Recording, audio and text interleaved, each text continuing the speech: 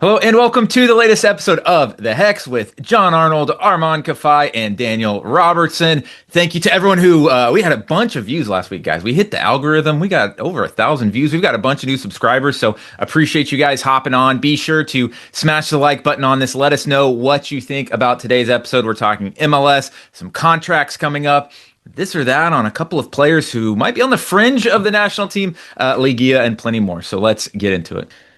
Busy weekend of MLS, 15 games. As we mentioned on the last show, quite a few big games. Armand and I were at RSL FC Dallas. I know we were all locked in a little bit yesterday to a couple games. John, let's start with you. Who was your winner of the weekend? Well, the weekend kicked off with my winner, Guillermo Hoyos, the Inter Miami manager question mark. He's been under a lot of pressure because Inter Miami isn't able to win at home. But as soon as they go on the road, they're back to the Inter Miami team that you think. Now, I will say, I'm considering proposing a moratorium on believing anything that we see in the Toronto FC match. We're going to lose some of these early, weird Saturday early kickoffs when the World Cup grass break starts. I think they lose possession of the venue maybe. Is it this after this game or gotta be soon after the next game? There's only 2 weeks left, so can't be long. At any rate, I think Inter Miami actually looked good. I think they succeeded in what they were trying to do. The idea was more clear than it has been in weeks, and it paid off with goals. Now, Luis Suarez's goal was weird, and I don't want to say it was not ethical, but it was certainly controversial. And from there, I think the game was over. But then Toronto did score too late. That's something that all Inter Miami managers have basically had to deal with, is sort of like a late crumble. But they had enough goals that they still got that cookie. Guillermo Hoyos maybe holding off other potential candidates out there in the ether as the Inter Miami manager, as my winner of the weekend with that 4-2 victory. That keeps, look, guys, we've talked about Inter Miami in crisis and Inter Miami. There's third place in the East, and they should really be second, but New England scored a bunch of goals. To me, if anything, though, John, I almost take the opposite feeling of Hoyos after this win, because it tells me, he's not. The teams go into Miami without any fear right now and are getting results because they're like, hey, we don't, who cares if we don't get a result? No one's expecting it from this. But there's this serenity that Miami plays with on the road that maybe they don't feel the pressure, maybe don't feel something. I don't know what it is.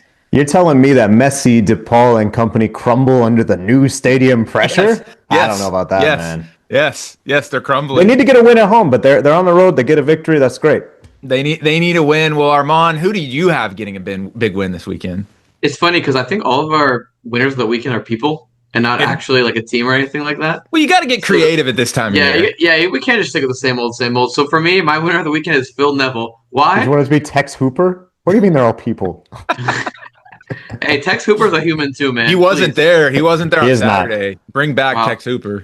I'm sorry, Armand. The disrespect of Tex Hooper, Daniel's former friend. Was he a friend? I've worn the Tex Hooper. I've worn the Tex Hooper. Okay, well, you used to be. Oh, we got to hear this. Yes. We'll save that for After Dark. Segment 6. But for me, it's Phil Neville, guys, because he got to play SKC. And, a team that was kind of struggling a little bit. They haven't looked great under him in a while. And guess what? They beat SKC 6-0. Now, is that more an indictment of how bad SKC is? I think so. Yes. They've gotten crushed by every single team. They're on pace to be one of the worst advanced metric teams, if not one of the worst teams on paper. They don't look good. But if you're Phil Neville, it seems like he's bought himself a little bit of time to survive, at least going into the World Cup break, because they play Montreal. And then they go play. Then they go play Miami at new stadium. So that might be a little bit of better luck for them since Miami can't win a game there. And then they go play San Jose. Look, when he scores 6 goals, I don't think you can fire a coach after that. Did they look amazing? Honestly, they looked phenomenal because they played SKC again. But for me, it's all about Phil Neville surviving because I think he's been not that good of a coach in Portland. We saw that game against RSL where they got outclassed in that game when they lost 2-0, and it could have been a lot worse. But to kind of survive that storm, get this big result against SKC, again, I think he's a winner of the weekend. If it's me, that's a big winner right there. That Inter Miami game on Sunday, you're telling me that's going to be the movable force versus the what is it? The movable force versus the Like when an immovable Movable force. object. The unmovable object, but you're Yeah, saying exactly. movable, so we don't know. Oh, the resistible force versus the movable object. That's what I was looking for. I like that MLS has adopted the NBA style, like player versus player highlight. So for a long time in the NBA, if it's like Lakers Nuggets, then you see Luka's picture and you see Nikola Jokic's picture.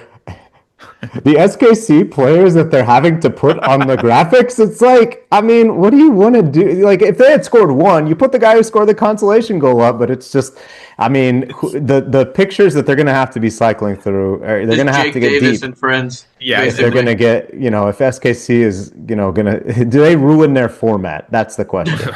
Well, and kind of on the other side, one player that makes it onto graphics that hasn't been doing anything, but finally did something this weekend. My player and winner of the week is James Rodriguez.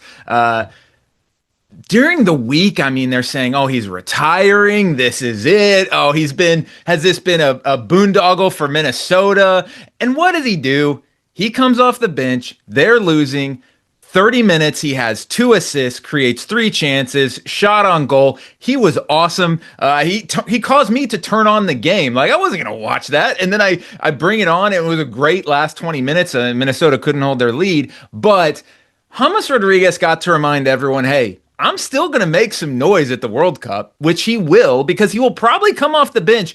Doesn't Colombia play Portugal in that one game? I mean, In Miami, yep. In Miami. So he can come off the bench and still make some noise. I don't know if he's going to start for them. I feel like he's not going to start. But well, he said, hey, I'm training well. I can go 30, 40, or a full game. And I think he's kind of like trying to make the statement of don't retire me. And he said, I'm the one who's going to decide how long I play in the post-game interview. And the fact that he agreed to the post-game interview, that he did the post-game interview, and it was shots fired at some of the journalists in Colombia. I think Fabrizio Romano shared or repurposed some of those reports.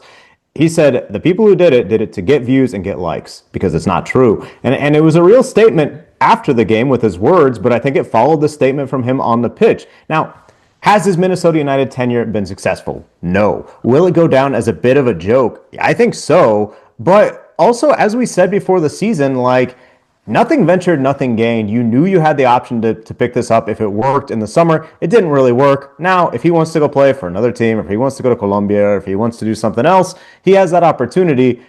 But I do think that he will be a contributing player to Colombia's World Cup squad. This guy was the best player in the Copa America 2024, Amon. Yeah. Well, and you know what else, by the way? Minnesota's got 3 games left before this World Cup break. There's still 3 more games to watch James Rodriguez. He's leaving. He's leaving before that. He's out. He's leaving after Wednesday. Sorry. What I was going to say was he's still got a home game on Wednesday against Colorado to have one more chance. It'll be interesting to see if he starts that game or comes off the bench, but one more chance for James. Let's see what he can do. So 2 players that had big games over the weekend and are having big seasons. Sebastian Berhalter in Vancouver and Petr Musa at FC Dallas. Berhalter, he's the highest rated FOTMOB. What do you guys think about FOTMOB ratings as like a way to determine success? If you're just, it's fun to look at a very high level, right? It's not scientific, but like, I mean, are you really going to go through all that stuff? Like, I think it's a good metric to go about. So on the rating system, he's the number 1 rated central midfielder in MLS this year, and the 4th highest rated player on FOTMOB for MLS this season. 4 goals, 4 assists. Petr Musa, he's the 7th highest rated player on FOTMOB. I think he's the number 2 actual forward. So these are the best. I would say both of them right now, if you made a best 11 for the season, they're both in it. Petr Musa, 2nd in MLS, Golden Boot with 10 goals. He had an assist on Saturday. Berhalter had the game tying goal in that really big draw for Vancouver at San Jose. Now, Armand, what we're talking about in this segment, though, is these 2 players have very specific situations. Berhalter out of contract at the end of the 2026 season. Petr Musa is not out of contract. His contract technically runs. He's got another year on it and then a team option through 2028. However, you can make the argument that his contract situation also has to be resolved by the end of 2026, or it's a big problem for FC Dallas. So which team has the bigger problem on their hands, FC Dallas or the Vancouver Whitecaps, with these 2 MLS best 11 players that need to figure out what their situations are? If we're talking about urgency, it's Sebastian Berhalter and the Whitecaps right now. If we're talking about urgency, because he is out of contract, and quite literally in a month or two, teams can start offering him pre-contract deals, like overseas, etc. 25 years old. And I think that he's proven himself quite a bit this season. And I actually got a text from a friend of mine saying, hey, do you think Sebastian Berhalter could be picked off as a DP on some teams? And I was thinking about it. I was like, honestly, like, would I pay him a DP number? Probably not. But I think other teams would, though. I think they're like, but I have him super high up. I mean, maybe super high up.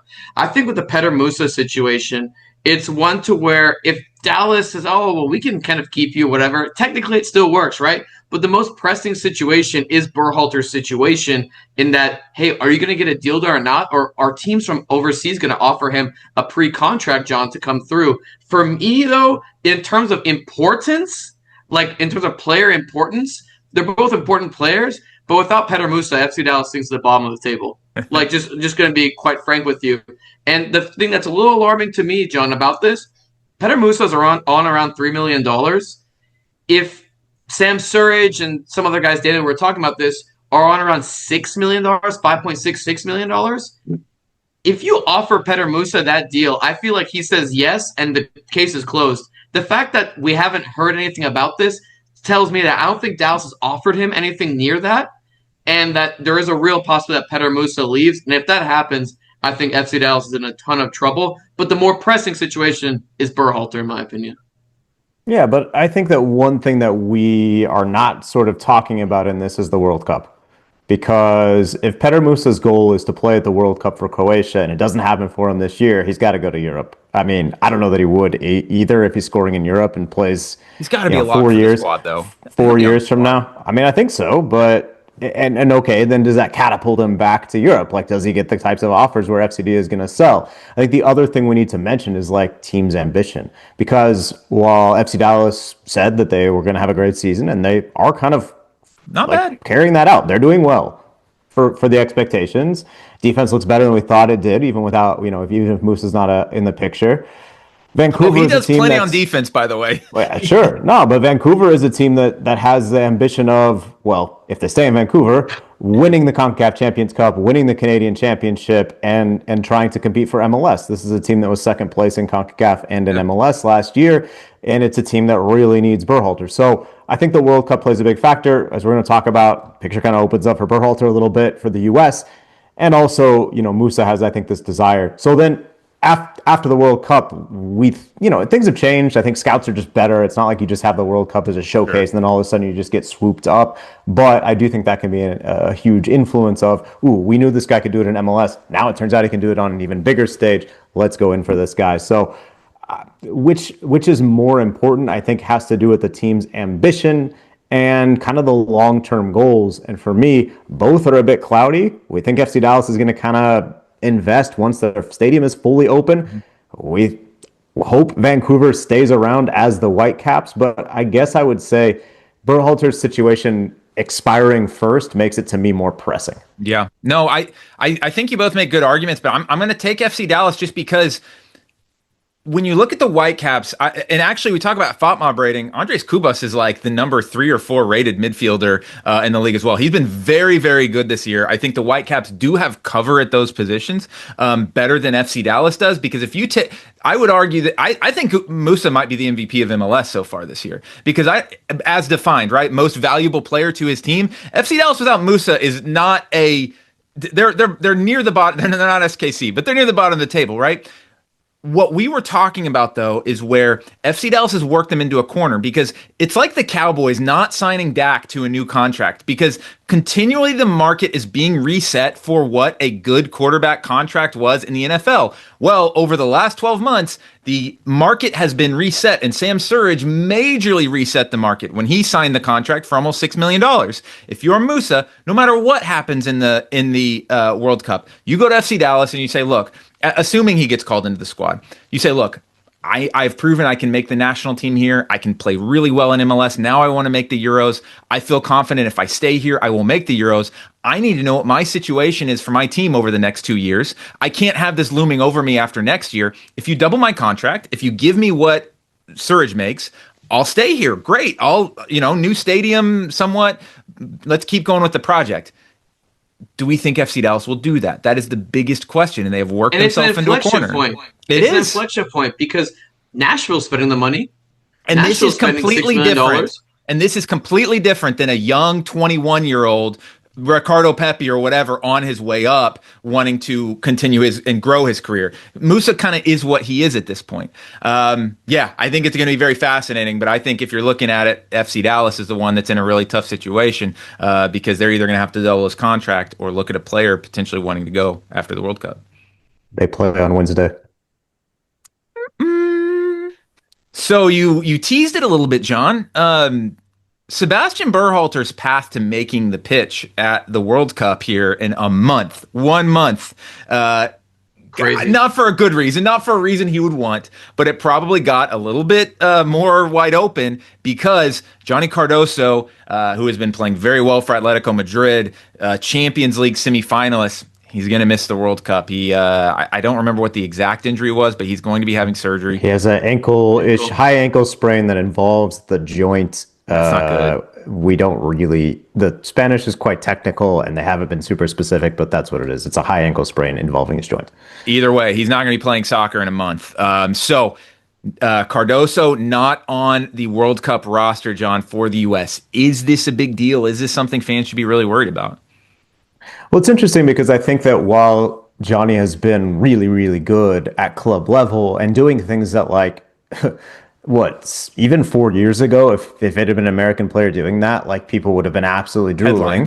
I think some people are still paying attention and saying like, we need this guy on the team. But when he's coming with the US, I would say with the exception of the few minutes he played in the first game in March, which obviously didn't turn out amazing at the end, he hasn't really showed the same thing in a national team shirt that he showed at a club level, even back when he was in Brazil with Inter. And it was a real bummer because he was on that Gold Cup roster with the kind of alternate squad, and then he was also carrying a knock and wasn't able to get minutes. And I thought that was a really great opportunity for him to really be kind of a leader on the team, to be getting a lot of minutes, and it just didn't happen. So I think it's a bummer for sure. I think it cuts Pochettino's options for sure, but I would say, this wasn't one of our famous 1 through 10 questions, but I would rate it as like a 3 out of 10 as far as like the panic meter, right? It's not great. You'd rather have him than not. I will say, like, and now that I'm working with USA Today, I'm like as guilty as everyone because we write everything and we want you to click it, and please do. But like, I hate injury coverage pre-World Cup, man. Like, injuries happen all the time, but whenever there's an injury before the World Cup, it's everyone writing, it's everyone panicking. This one did end up as he's going to miss the World Cup, but like Tanner Tessman took a knock. It sounds like he'll be fine.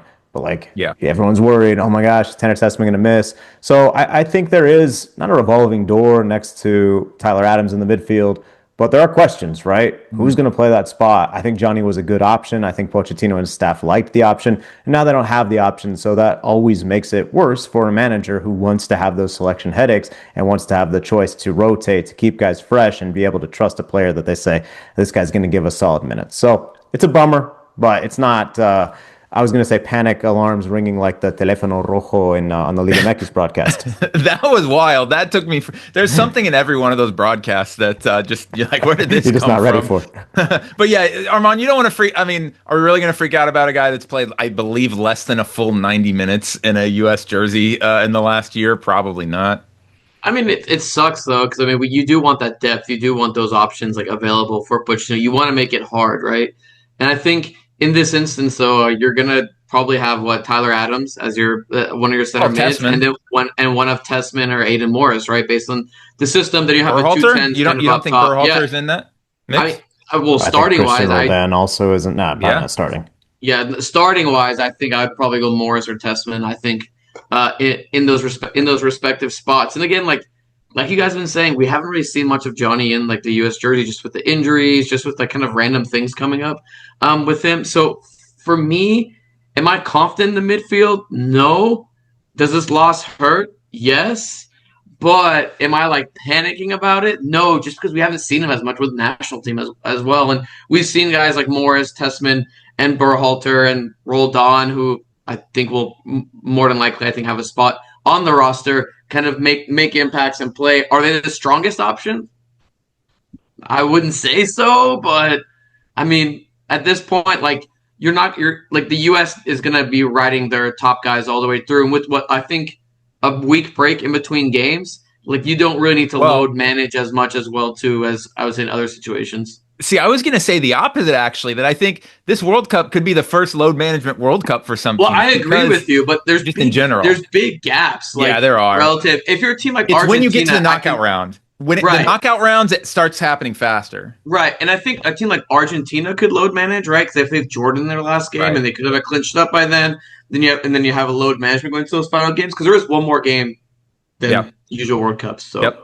Staying on, will they make the roster? U.S. men's national team roster talk. Two of the attacking players, Armand and I saw one of them in person. We had a beautiful view of Diego Luna's goal. His goal was on sick Saturday. right We there. were right behind the goal. Yeah, it was a beautiful goal. Diego Luna and Alex Zendejas. They had very notable games this weekend. Luna had a great goal, a very Luna-type game where he doesn't do a whole lot, drifts in and out, but then when he gets a ball at his feet, bang, you give him one chance and he scores a goal. Zendejas, by the way, the number one player FOTMOB in the Clausura ratings this year in Liga MX, Alex Zendejas. He had two of them were penalties, but he had 3 goals and an assist in the series versus Pumas that we'll talk about in a minute that finished 6-6 on aggregate. These two guys are balling right now. They're playing really well. They may be competing for a spot. The question is, Armand, if you could only take one of those two, who do you take? Or could both of them realistically take it? Make it. I feel like us three are pretty biased here, but I would take Alejandro Zendejas any day of the week. He's doing it.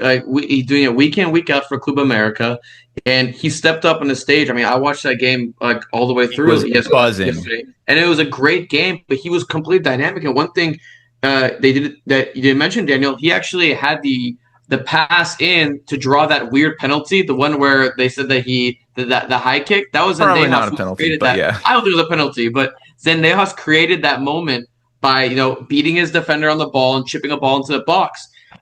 For the thing is, Zendejas hasn't impressed when he's been with the national team. I think that's something that's a complete fact. Mm-hmm. And it seems like Pochettino's almost kind of made up his mind and is like, we don't really need this guy. I mean, they didn't send anyone to watch the game. They sent someone to go watch Diego Luna play in Frisco. So that could be a signal in itself. But for me, when you're doing it in a league like Liga MX, which is a better league than MLS, when you're doing it on one of the teams that has the most pressure to succeed, and yes, they didn't have a good season. They were the 8th seed. Very good point. But you are doing it at a level that, I'm sorry, Diego Luna, you're not doing it at that level. You're not doing it at the level, and not many players on the roster are.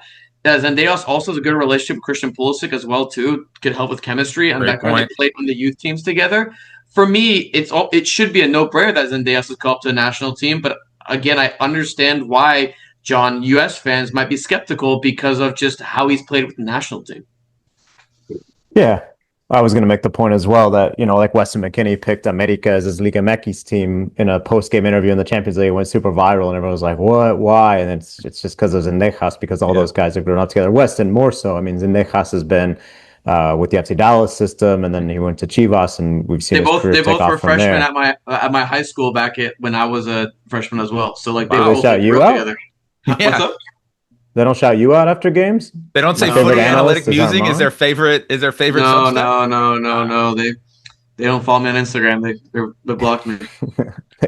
Nah, but I mean, I think like it is hard for me to be unbiased. I like both guys as people. When I've interviewed them, I think they both have really good games. What I would say is that I think Zendejas has struggled with the national team, sure, and I think that he, in a funny way, I feel like he's almost more of a 90-minute player. In the fact that, like, you can put him in and he's going to get his chances. He's going to beat guys on the dribble. He's going to do what he does. He's going to play his game as he's done with America for, I would say, 3 tournaments. He's been their most important player, maybe more. Andre Jardine loves him, and he's built his attack around him. And even this year with so many transition moments, when Zendejas has been healthy, he's been good. He wasn't healthy the entire tournament. I think that hurt his opportunity to make the March games, and that's part of the reason that I'm not actually sure that Poch and the staff have discarded him, because he wasn't super fit. He had played, but he was fit, but he wasn't so fit, and we've seen them leave players off when they have a knock and they want them to get rhythm with their club. So I think in a way, Luna might give you more as sort of like a flash moment, which I think is what you're kind of looking for when you get to these depths of the roster. So I can understand the justification for either. You're asking, can both make it? I wish they could. but I don't really see a space. Yeah, that's the big question. It really becomes a numbers game, and haven't they basically already said Roldan is going to make the team? Like, I feel like there was a quote like that implied Roldan, and there was a quote. The assistant who was at the FC Dallas game, they interviewed him on the MLS 360, and he basically, with Luna, he was like, "Why would I'm paraphrasing, but he was like, he's been a part of this thing in every single camp. He's been a part of it all the time. Why would we not bring him in? Like, he's a part of the team at this point. Like, he's a key part of the team." So I think it's more of a question of, can Zendejas do something? It's a shame, like you said, John, that he was hurt for that window, because I think he could have done a lot for himself in March, and he may just lose out by that last little tick. I love your point, though, Armand, where one, he's a chemistry guy. He's going to bring a really good chemistry to the team. And two, look, when you've played in the Clásico at Azteca, there's not a bigger stage than that. He's not going to step onto the World Cup stage and be like, "Oh, this is a little bit too big." When you wear me. the number 10 for America, right? Like that's just a pressure environment, and I don't get it. I feel like a lot of the U.S. soccer media as a whole underrates Zendejas because people don't watch Mexican soccer, man. People don't watch Latin American soccer. There's always this view toward Europe, and then they watch MLS, and it's something that I think like a lot of the guys go down there kind of struggle with, and rightfully so.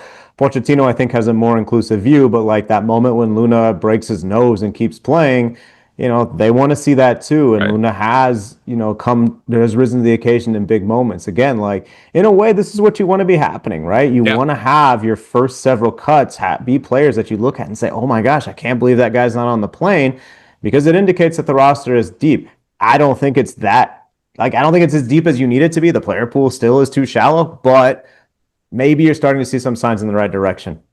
D-Rob, who do you think should make the team? I mean, I wish they could both make the team. I would take Zendejas over Luna too, but that's just my own personal opinion. I think Luna's a lock, and I think Zendejas is about 10%. You mentioned watching Mexican soccer, John, and how some people don't, but we did this weekend. The Liguilla second leg of the round of 8. All 4 home teams advanced.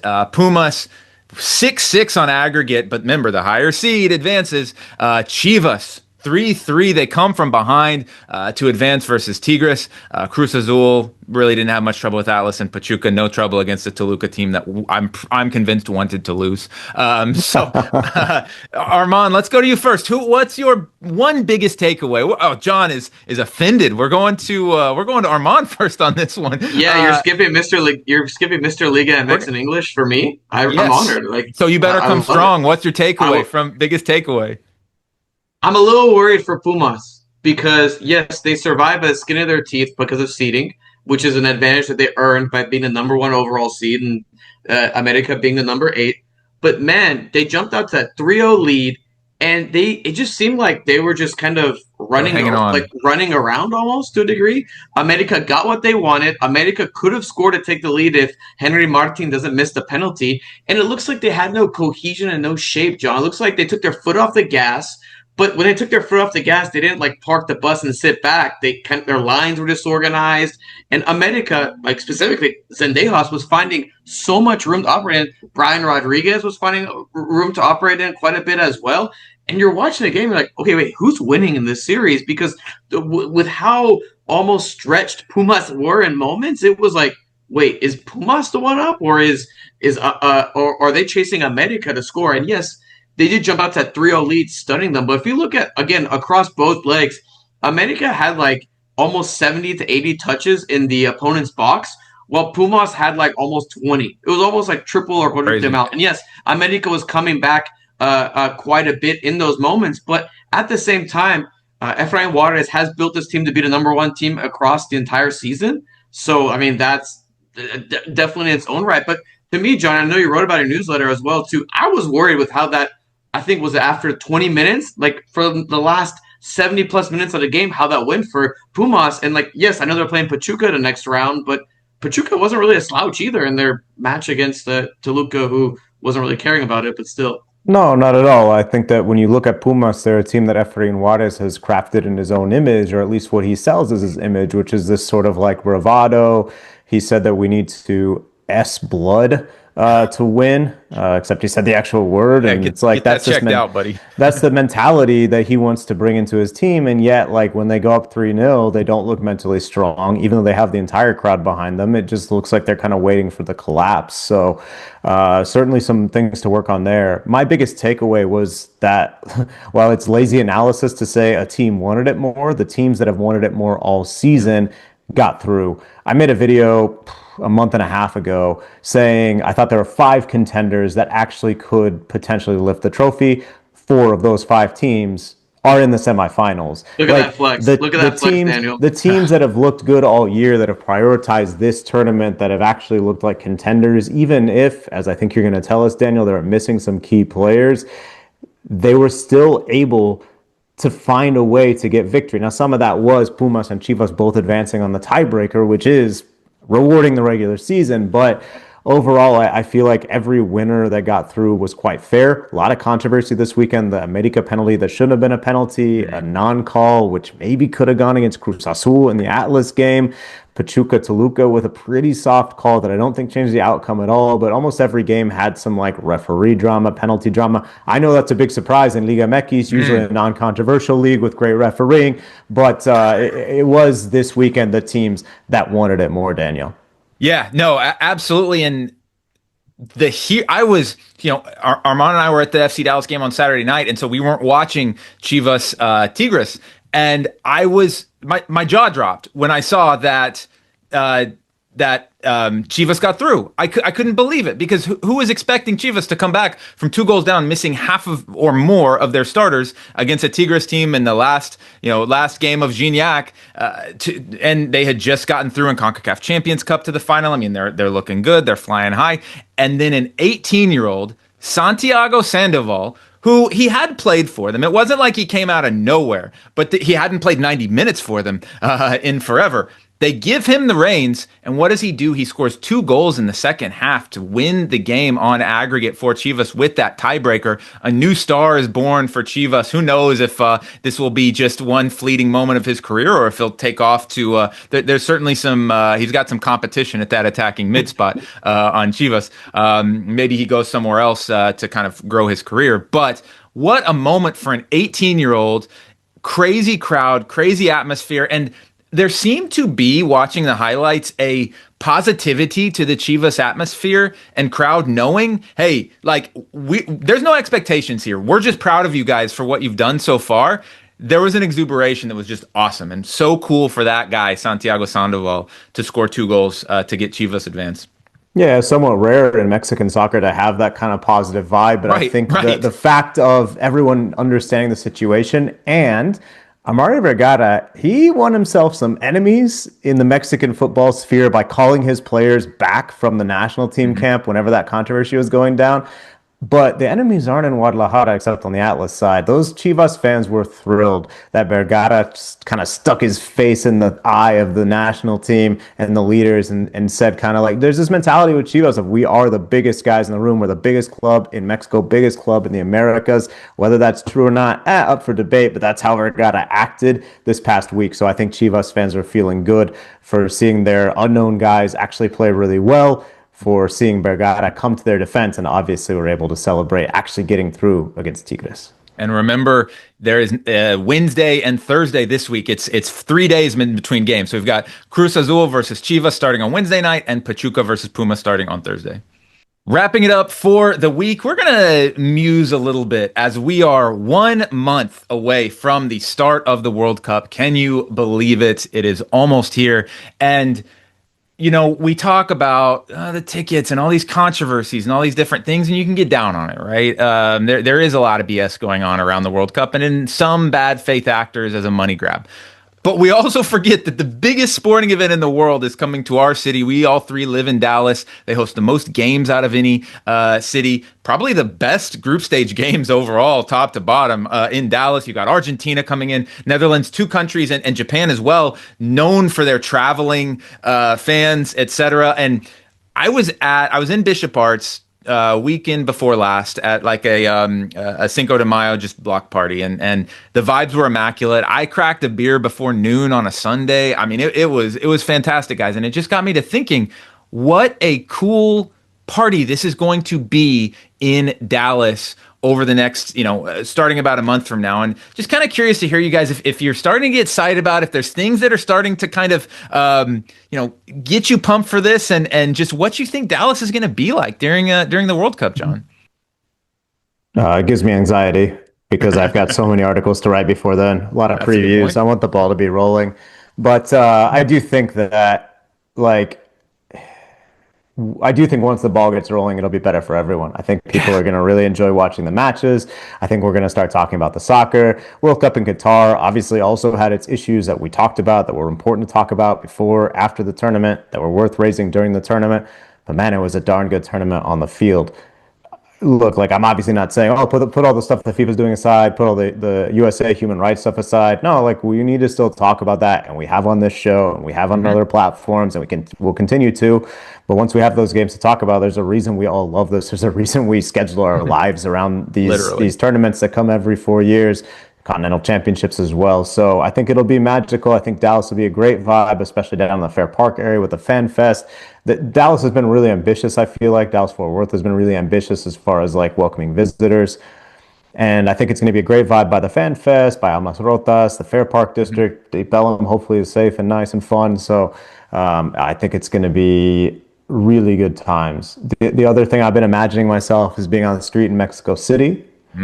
Where I think the World Cup vibe is very strong. And I think I'm going to be looking around saying, don't these kids have school? Well, no, they don't, because school was canceled early because of the World Cup and heat. But it seems that the World Cup is the main reason for them doing this. I've got more on USA Today on that. I'll have a TikTok video as well. But interesting scenario there in Mexico where they could have done this years ago, said, hey, during the World Cup, we're going to modify the academic calendar, but instead have done it in May. Well, hey, better late than never, right, Armand? I mean, we're off school, right? Yeah, when we were kids, we were off school. Yeah. So I'm excited for the World Cup. I'm just interested to see. The only thing that I'm a little worried, maybe the wrong word, but interested to see how it's going to play out, is just with Dallas as a whole, right? If we're talking about our city of Dallas, it's just a spread out city, right? Right. Are you going to feel it? Are you gonna feel it? I think on my street where I'm in a neighborhood, Knox Henderson, I think you'll definitely feel it in some capacity. I think you'll definitely see it and feel it. I just don't know. First off, I've said this multiple times. I don't know if people in Dallas are ready for this.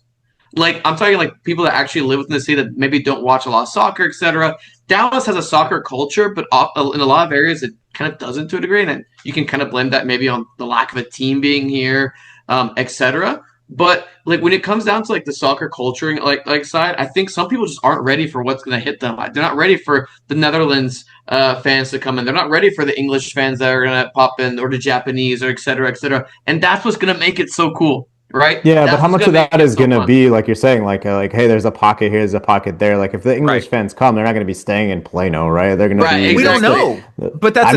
That's true. We don't know. My guess is they won't. My guess is my guess is they'll stay near where the Fan Fest is, near I guess the Fan Fest Dallas. Is 30 miles from the stadium. Yeah, right, exactly. That's the part where I think Fort Worth might be kind of a good vibe too, because I think a lot of people who maybe want to save a little bit of money on the hotel that looked at the map and said, wait, we could stay at this massive city, we'll just pop over there. But yeah, I think I agree with you that many people aren't ready, but I do think that the host committee, I feel has done what they need to do to try and inform people this is going to be wild. I think Dallas will be better prepared than some cities because from what some of the chatter is hey, you guys going to put out a transportation plan? North Texas has been on that. It's been rolled out on time. Everything's been on time. So I just also what makes me think of it is I like to go work during the day sometimes at that White Rock Coffee in Lakewood, and from where I work you can see the Blackfriar pub, and usually they have the windows open or something like that. And I'm just thinking to myself, okay, is there going to be a month where this thing is maybe not packed to the gills every afternoon, but are there going to be a couple dozen people at bars every single match day, watching 100%. Every single game? That's crazy to me to think about that's what's coming for the next 6 weeks, and it's going to be a hell of a lot of fun. It's going to be awesome. And the match days, I was looking at one of them, I can't remember which one it was, but I think it was this within the first week of the World Cup, you have a 2, a 5, an 8 p.m. and 11 p.m. you're going to be watching soccer from 2 to 1 a.m. I mean, that's the thing, man, is that the time zone really makes it like I put in an article I wrote like that fans would be like in bars at acceptable hours. And like, that's true. Like when's the last, this is the first World Cup since Brazil. And even then there were like a lot, I mean, they'll have some morning games here too, but like this is the first World Cup since 2014 where the time zones have made sense. I remember doing lives from Russia and it would be like 50 people would pop on and you're just like, what are we doing? And then you realize like, oh, it's 3 a.m. There's a reason that no one's like ready for the game or whatever, because they're going to wake up and watch. And that's what I was doing with the guitar as well. So I think that, yeah, the time zone thing is a big factor that's going to make this a lot of fun, in addition to the other thing. Get toxically positive about this World Cup. Yes, it's time. The time for positivity is here. So, yeah, 1 month away, and really, guys, in like 2 or 3 weeks, it's going to be friendly. And stuff like that. It's going to get crazy. So, Hey, 1 John, month away to my birthday. So, John, get to work, and thank you guys for listening, and we will catch you next week.